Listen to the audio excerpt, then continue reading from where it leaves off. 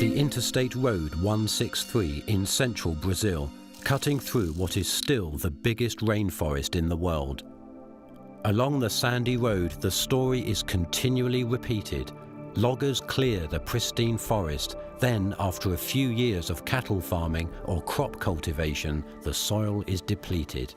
Farmer Carbiocial in Sinop is cultivating crops on what was rainforest 30 years ago. Here you see the typical soil of our region. It's very poor in organic material. The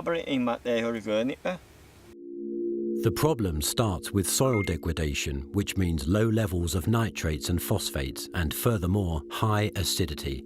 So, only 3 decades after the rainforest is cleared, the soil is depleted. So, how to find a solution?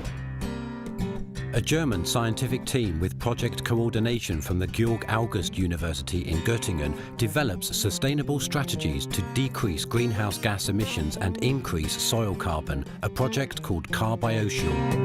Carbiocial is working on soil science. We try to enrich or to enhance the soils in the tropical region of Brazil to fix as much carbon in the environment and the landscape as possible. Carbon dioxide and other greenhouse gas emissions increase when the rainforest is cleared. To mitigate climate change, the goal should be to store as much carbon as possible in soil and plants. So sustainable agriculture and forestry might serve 2 goals at a time. If we store much more carbon in the soil, it's not only good for the global climate, but it's also good for the farmer, so his income will be better. The scientists started with analyzing the soil and the ecosystem services, and they explain their project to the farmers. What are the objectives of this project on this farm? Another objective in the interviews is to identify typical socio-economic patterns.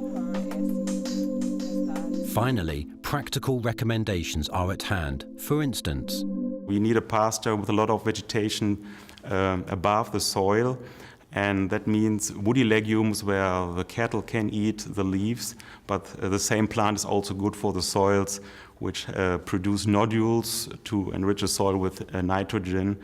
And this is the idea that we don't have a monoculture, but a pasture with a lot of bushes and trees in it. Other recommendations focus on storing as much carbon as possible. For instance, in the so-called APPs, areas of permanent preservation, no agriculture is permitted in a 50-meter wide zone along rivers.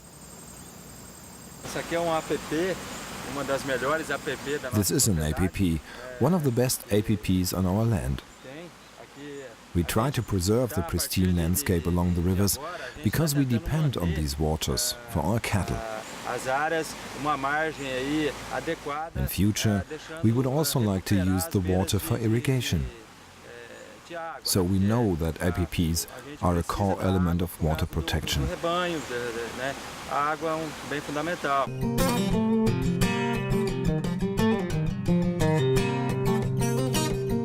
The scientific team will collect data and run simulations addressed to stakeholders and farmers. If they type in their land use strategy and farm data, they will immediately see regional and even global consequences. With this decision support system, they can see what are the consequences in the future, what will happen when every farmer will do that. Then there will be a direct effect on the climate, on the economic situation, on the social situation in the village. The farmer, Manuel Machado, was a little skeptical at first, but he has finally changed his mind. I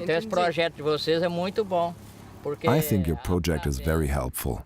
When you complete your analysis and deliver its results to us, it gives us a much better idea of how to improve our work.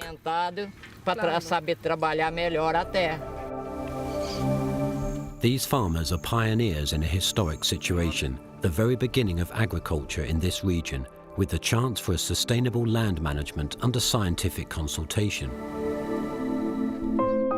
And from the scientific point of view, this project could be a blueprint for similar regions all over the world.